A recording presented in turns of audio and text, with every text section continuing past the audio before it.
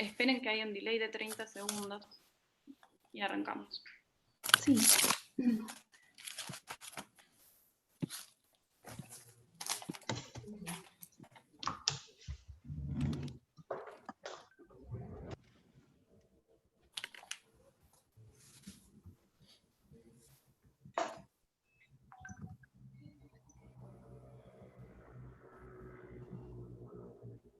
Estamos en vivo. Ya pueden.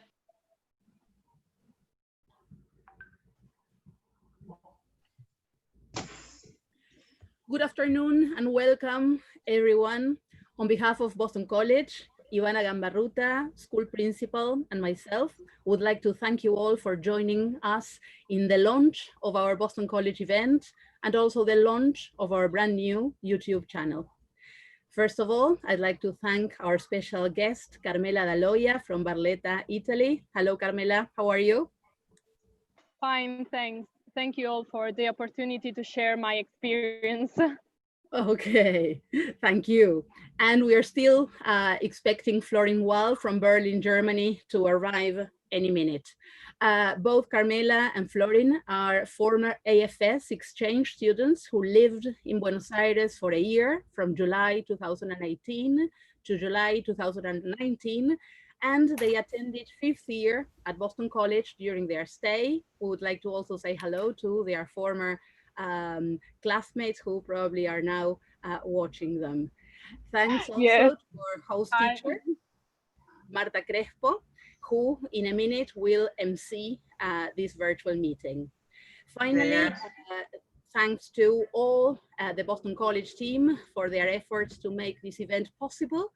And thanks to Claudia Baldoni, AFS support coordinator, who will now share with us the aims of AFS, American Field Service, an ONG which has made it possible for Florin and Carmela to attend Boston College and make the friendship of Carmela, Florin, and their classmates possible. So over to you, Claudia. Hi, I'm Claudia Baldoni. I work for AFS since 1978, so more than 40 years with this organization. I was an AFS student to the US 40 years ago, and since then I have been working in the organization in Argentina. AFS is an international organization. It started after the World War II, and it's a voluntary, non-governmental, non-profit, non-religious organization.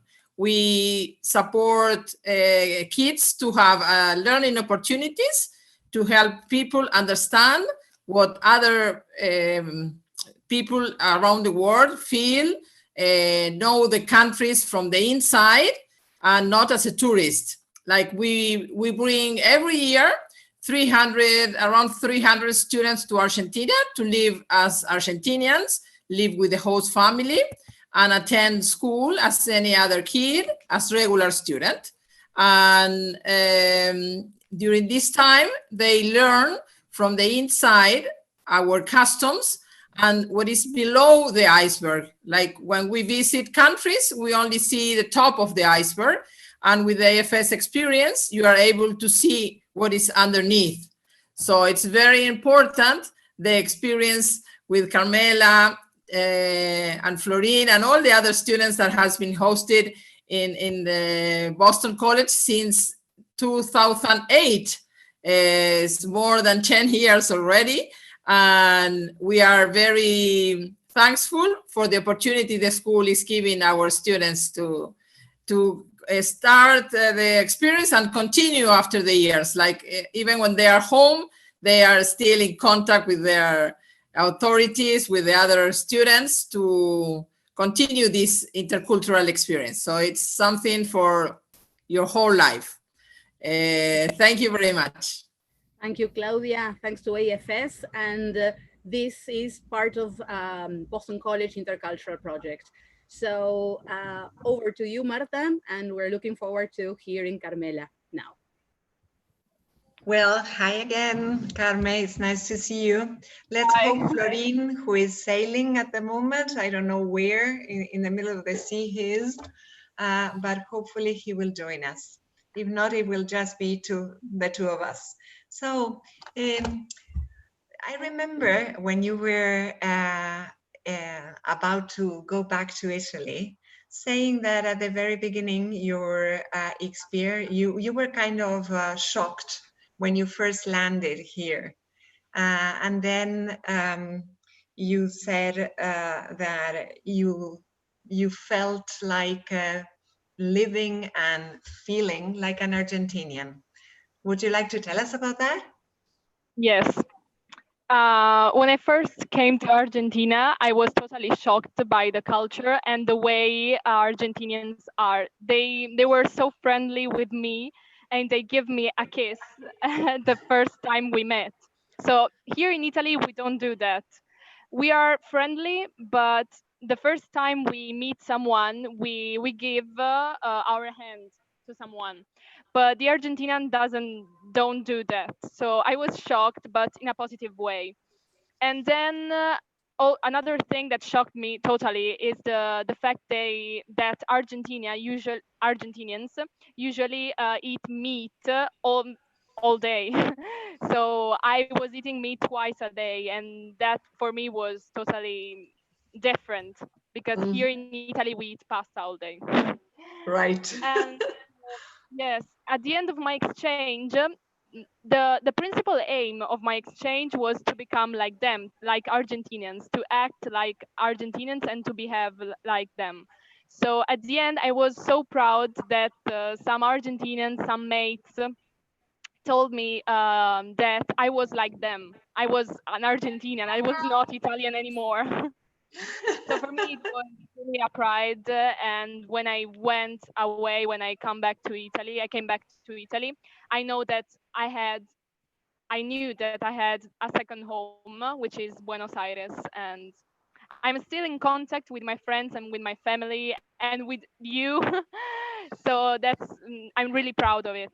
I think that my exchange year had, I don't know, had a purpose. I did it for something. And so, yeah, I'm really happy. All right. So, Carmen, shall we talk about what life was like when you were in quarantine? I guess that at the very beginning you were not in your birth town, but in Bologna. Is that so? Or in Naples? Yes, Where yes. Naples? Where were you? No, I was in the north of Italy, Mm-hmm. in Veneto. It is called. It's a region of Italy, and is the second region most affected by coronavirus. And I was there, so I couldn't believe that what was coronavirus. I didn't understand that at the beginning. So then I was really afraid to not come to cannot come back home to my hometown. So I was really scared. But then I was able to take a train and then to arrive to my city, which is Barletta. And so then it starts everything because lockdown starts, and I was obliged to stay at home and to I could not go away with my friends anymore. So it was totally I don't know. It wasn't expected. Like yeah, Mm-hmm. unexpected. Yeah. Totally.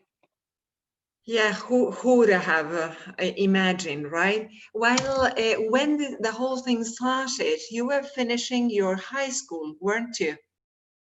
Yes, Mm-hmm. I was in my second term of high school, so it was the most important one because it's the last time, last moments with your friends and with your teachers. So I've lost all these moments, and also some rituals that we had, like a party before the final exams, because here in Italy we have a final exams, La like in maturità, right? What's USA. mm-hmm. Yes, maturità. It's a huge exam that concerns all the subjects.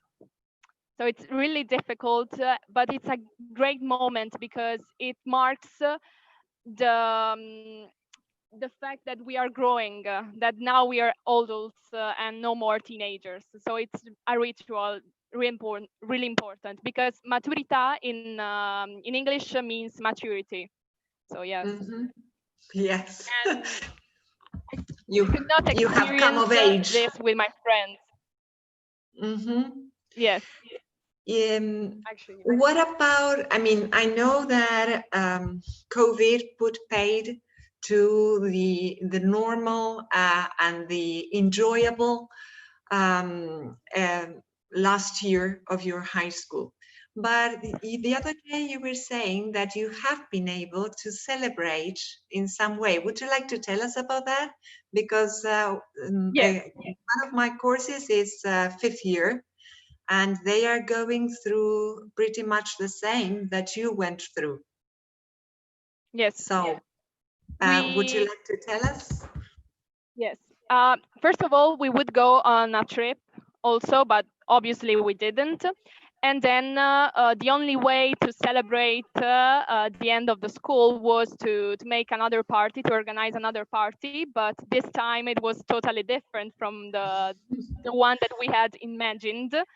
In fact, some days ago, just 1 week, I guess, I don't remember, 1 week ago, we made a party in the beach at the beach, and the local that was hosting us was just for us. That means that we were the only class in that place, because obviously because of social distancing and all these measures that we have to respect because of coronavirus. But I had so much fun the same, so I'm happy, really happy. It was a beach party, kind of, right? Yes, it was at the beach, and we were just near the sea, and was perfect.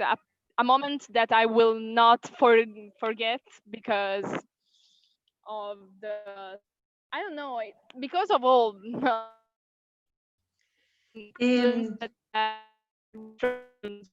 first time that we made that we had the exams, but in a different way. I don't know how to explain what I felt. It's difficult. Carme, could you see if you could stand in some other spot, because your voice is beginning to break up again? Could you do that? To move a little to see if the signal improves? Yes. Let's see here. There? Can you hear me? Now perfectly, thank you. So, Carmen, while would you say that quarantine was soft in your hometown, because you were 6 hours away when it all started, and you made it? Fortunately, you were able to come back home. Did you have a lot of restrictions? How did you experience lockdown? Well, what was it like? It was not so soft because all the regions were totally closed because of coronavirus. So at the beginning, we had a really hard quarantine, but then things became better, and then we could go out. For example, at the beginning, we for 2 months, yes, about 2 months, we could not go out at all. Just one member per family could do the shopping and just buying things that you need. But then I was at home all day. I I didn't go out neither to do the shopping, because as I've already said, just one member per family could go out, and my parents were not working. They were working at home when possible.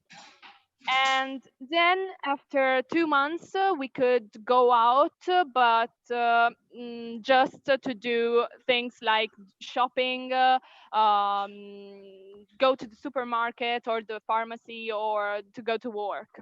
And then after 2 months and a half, we could go to visit just our family, so our relatives, and not friends, or close friends, just one friends at a time. And then in at the end of May, things changed totally, because the cases were not so many as at the beginning.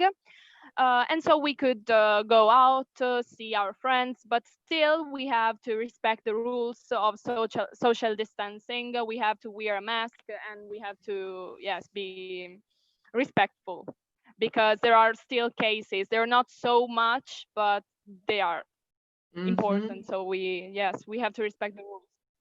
Yes, and there's So fear. basically, yes, when I was at home, basically I just studied for the exams, so it didn't change a lot to my life. Well, not seeing my friends was really sad, but I had to study so much, so I think that I would probably have done the same without quarantine. And, did you learn anything about yourself, or did you teach anything?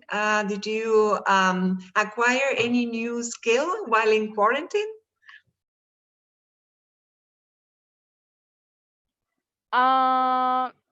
Not new skills, but I think I learned a lot about myself. I learned that I really like being alone, and I also learned that for me it's time to go away, to move, and to start living alone, because I really like being alone. But in general, I didn't teach anything to anyone, I think. I don't know. But I learned to give so much more importance to my passions and my hobbies, and so because I had time. I watched a lot of series on Netflix, and I played the guitar a lot. That's what I like. Yeah. So I think that in general, Italians have learned to be more patient about things. So now waiting is not scary anymore. And can you think of any colorful or any funny aspect of quarantine? Funny haha or funny weird? Yes, I have. There is one fact that really that was really hilarious, because generally Italians, as we all know, eat a lot of pasta, but we have different type of pasta. We have a lot of type of pasta, and there is one type which is not the ribbed one. It's the opposite, and it is hated by all Italians. I don't know why, but it's hated. I hate that type of pasta too. And during quarantine, that was the phenomena of Stockpiling, when people started buying and buying. Yes, that's called stockpiling. Yeah. yes, the stockpiling thing. I think in all countries. And but what was hilarious was that just that type of pasta still was not bought by people. So even in hard times, Italians still didn't want to eat that type of pasta. It was hilarious because yes, we hate that type, and I don't know why they make it if no one can want to buy it. So, Right. yeah. Not even in times of quarantine, right? Yeah, not even, because food is important for us. So yeah. Okay. Well, the other day we met with Florin. Do you remember anything that Florin told us about quarantine in Berlin? Yes. He told me that things changed also on the means of transport. For example, that you have a door to enter to the bus and another to exit. And he told me also that during quarantine he was going to he went to sail because he loves sailing, and he was breaking one rule, but not actually, because it was in the middle of the sea or the lake, so he was alone. So he was not in company of someone. He was not with Right. someone. But things in Berlin and here are pretty the same. Yes. What about, well, now that you have in a way gone back to normalcy or normality, what aspects of life have been modified by COVID that you can think of? A lot. For example, the way people manage their relationships. For example, the way we say hello now, that was not with a kiss anymore. And also the fact that, yeah, people are more patient now. So I think that a lot of things changed on one side, but on the other, they're still the same.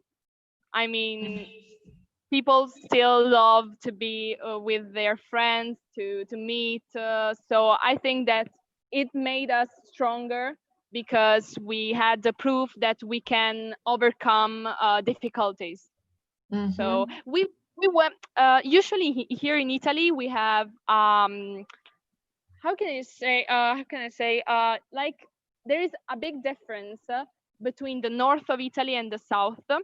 Also concerning people, for example, because it is thought that in the north of Italy people are more are colder, are not as friendly, so friendly. So here during quarantine and during these hard times, we were more united. So I think it helped us a lot as a country, and not we were not thinking anymore to our diversities, cultural diversities between the north. Well, that's a welcome change, right? In a way, bridging the gap between North and South. Carmen, here in the chat, they ask you to repeat what the name of the hated pasta is. In Italian is pennette lisce. It's a type of pasta that doesn't exist there in Argentina. I didn't find it, so I think it doesn't exist. And I don't know how can I describe it, but it has no like lines. It is a small I don't know. It's like how do you say tube? Like yes. A small tube like this, and it has some lines.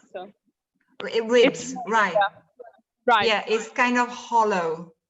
Yes. It has a hole, and yeah, it's something like this. But there are two versions. One with a ribbed one, and a not ribbed one. So the type of pasta that we hate is the not ribbed one, because like the sauces cannot absorb. Yes. All right. So they are not that tasty. Okay.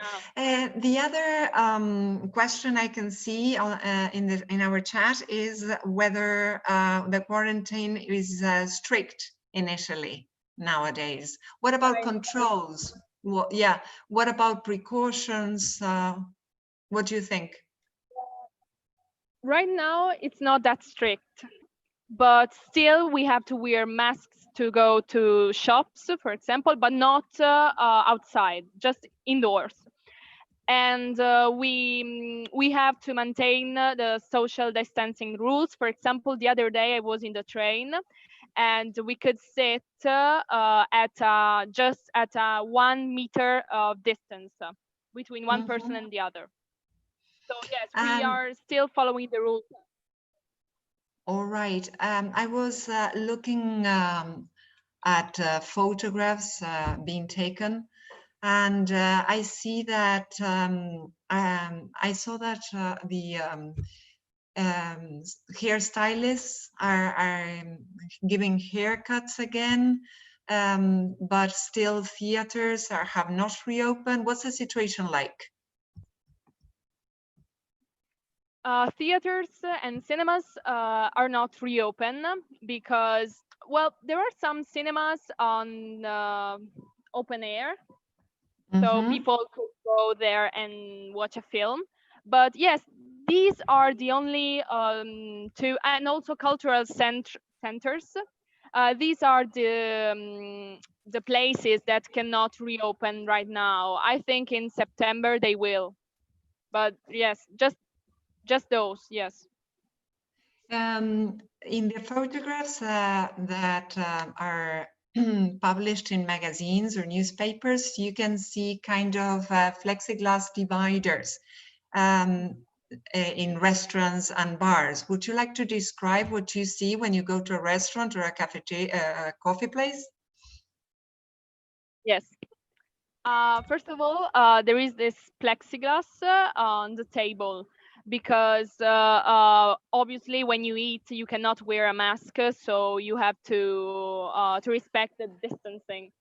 And when I had my exams, I had to talk beyond a plexiglass. Yeah. So it was strange. It made me laugh at a lot. It was really strange, but we have to get used to this. So yeah, and also, for example, the people that the waiters, for example, the waiters are wearing all the time a mask. Let me see if I find the photos that you are referring to. Some friends of mine are sending me messages that they are watching me. Oh, really? Yes. You're a very popular girl. So let's have a look at these photographs together, and you, if you want, comment on them. All right? Yes. Well, this is obviously Venice. Venice. Here is the plexiglass. Yes. Right. That's what you have just referred to, right? Yes. Here we can see the plexiglass dividers again. And social distancing. Yeah. All right. Have you been to the hairstylist yet? Have you been to the hairdressers? Okay. Tell us about that experience. Yes, I had my hair cut. So it was like when you go to the dentist, so you had to make an appointment. I made my appointment, so I was the only person in that local. And in the then, shop? The shop, yeah. At the hairstylist? Yes, at the hairstylist. And then they gave me a mask because they have them, and I used alcohol to wash my hands. And then I sit, and I was wearing the mask all the time. But the strange thing was that I was the only one in the shop. So yeah, it's like this. You make an appointment, and this is for everything. For example, when you go to a doctor or to the dentist, you cannot wait with other people your turn. You have to make an appointment just for you. I see. With the benefit of hindsight, because you have already gone through this, what tips of advice would you give to fifth-year students? Because they are going through what you have already had to put up with, say. Oh, it's difficult because when I was at school, and when I was having online classes, I was really sad about what was happening. But what can I say is that use your time to discover yourself more. To sometimes teenagers say, well, I will do it later, I will do it later when I had time, when I will have the time. So now it's time, because you have a lot of time that you pass it at home, so you can use it to enhance your relationship with your family, or yes, to give space, more space to your passions, your hobbies. Yes, I think that's the my advice. And also, you you have to think that you're making history, and that when you were adults, you will tell to your children and people what you have experienced. So you should be patient, because it's something really mm, dangerous for some people. Yes, absolutely. You always talked very dearly about your grandma. Were you able to visit her while the lockdown was in full swing? At the beginning, no, at all. Mhm. I remember that I didn't go out for 1 month at all. So I was at my house every time, so anytime, yes. But then after 1 month and a half, I could go to my grandma to visit her, and yes, I had a meal with her, just talking and spending our time. But yeah, at the beginning I didn't go out at all. Mhm. I guess that when you leave a place after having you spent a whole year in Argentina, right? Can you? Time passes so fast. Exactly. Time is fleeting, right? And I had the pleasure of having you 2 semesters in different years, in 2018 and 2019. If you were asked to think of a memorable moment or Kodak moments that you spent in Buenos Aires, what comes to your mind? Well, it's difficult because I had so many special moments there. I don't know. Maybe Christmas time. It was very special for me, because here it is cold when it's Christmas, and we spend it with our family. And I went to the countryside with my family, a host family there, and it was strange because it was so hot, but I still felt like it was Christmas time. I thought at the beginning that I would not like it, and with Florine I talked a lot about it. But then I was feeling that it was Christmas time, so I think that. But I have so many moments, like the first time that I tried to play hockey, because it was all new for me, or the Uh-huh. time in which I learned how to ride a horse. So yeah. But also, I remember some moments that I passed in school, like the party that we had, and the last moments. So yeah, the last time I said goodbye to my friends. Yes, Okay. that was. Annie here is sharing some of the photographs. This was our class, and I even believe it must have been the last one of the last days in our English lessons, right? Yes. We did Another the thing that I circle. remember is all the meals that we shared together with my mates. Mhm. You are still in touch with them, aren't you? Yes. With some of Not them. with, yes, with some of them. Yes, I'm still in touch.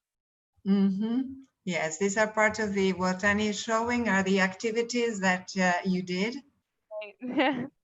Yes, It is really strange to see the photos because it seems like, I don't know, a lot time ago. a lot of water under the bridge, right?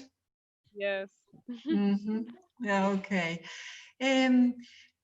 You said that what you like about exchange programs is that you are able to see reality through the eyes of the people who you started sharing your life with. How successful were you in that respect? I have said that I was really proud of what I have become thanks to the exchange year, because yes, that was my principal aim, to become an Argentinian like them. So I saw things differently. The way they thought is obviously they think is obviously different from the way we see the world. For example, I could give you an example. The fact that Argentinians are more relaxed about their life, time. We Italians and Europeans in general, we have to be organized, to organize our life, our appointments, and that's stressful sometimes. So what I've learned thanks to Argentinian is to not worry so much about future, about what life gives you. So yeah, and also I really loved being like them. When I was there, I thought I said to myself that I had to do everything I could. Also things that here in Italy I will never do, just to challenge myself. All right. And now that you are back after having graduated, after having had this experience of the of living with us for a year, in what way has that shaped you or changed you? it's it has me changed it has changed me totally. I'm a different person now. I feel more mature and I feel more adult, but also I learned that what's friendship like, and what's real love. I learned to love more myself too and others, and also to not worry about future, to love life like it is, because sometimes things are not like we expect, but it's okay. I learned this. Yes. And this year has certainly taught that, right? Taught us that we have to learn to take things in our stride and probably to become resilient, right? I guess that this has been Overcome difficult. absolutely. You told us that you think that what COVID has taught Italians as a whole is to forget your differences and to become more united, say. This chasm that there has always been between the North and the South might have been narrowed. Yes, maybe the gap has been not closed, but narrowed on a personal level, and I think that we will be wrapping up soon. What do you think you have learned thanks to COVID? To look at the bright side of things, because there's always a silver lining, don't you think? Yes. I thought bye. There were some of friends of mine, sorry. I don't know. I learned a lot, but I learned that there is always hope in everything, and that we should not like, when we have a problem, we should think about its solution and not about the problem itself. I've learned this. Good. And that's a lovely message to cling to and to bear in mind, because we are still going through quarantine. But I would like us to wrap up with this idea of hope and with this idea of becoming stronger when life challenges us. That's the silver lining, right? Obviously, but you have to overcome this too. Absolutely.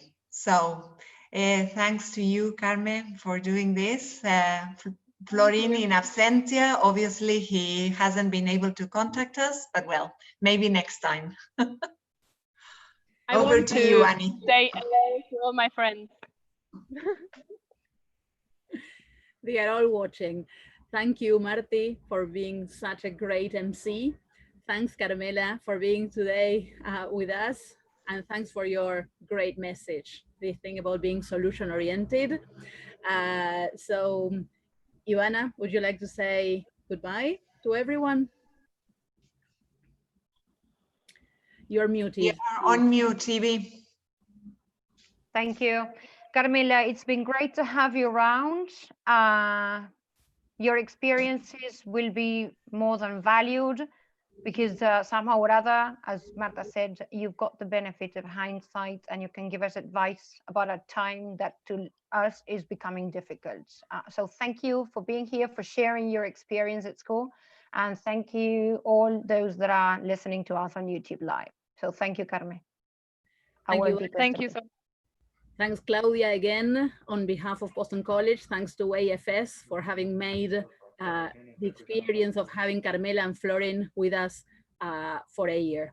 So thanks, everyone, Marta, Carmela, Ioana, Claudia, and thanks to all our audience. Thank you. Bye. Take care. Bye. Bye, Carmen. Thank you very much.